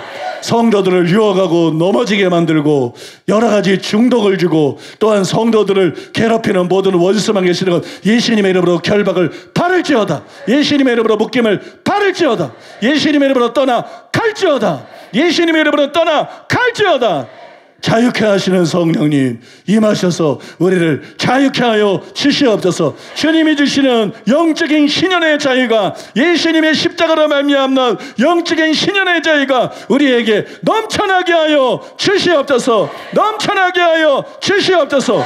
영혼의 신현이 임하게 하시고, 건강에도 신현이 임하게 하시고, 재정적으로도 신현이 임하게 하시고, 아버지 하나님이여 이단 정죄에서 풀어주시고 교회의 신현을 주신 주님, 성도들의 삶 속에 모든 분야의 영적인 신현이 예수님의 십자가 공로로 이루어지게 하여 주시옵소서. 성령의 능력으로, 성령의 기름 부음으로, 성령의 역사로 이루어지게 하여 주시옵소서.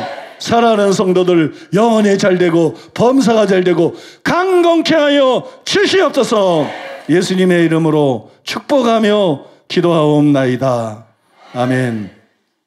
지금은 우리 주 예수 그리스도의 은혜와 하나님 아버지의 사랑과 성령님의 교통하심이 거룩한 주를 맞이하여 주님을 예배하고 들어가는 사랑하는 성도들의 심령 위에, 가족과 자녀와 사업 위에, 몸된 교회와 서울 시민과 북녘 땅에 꿈틀인 동포들 위에, 이스라엘과 열방들 위에 이제로부터 영원토록 함께 있을지어다. 아멘.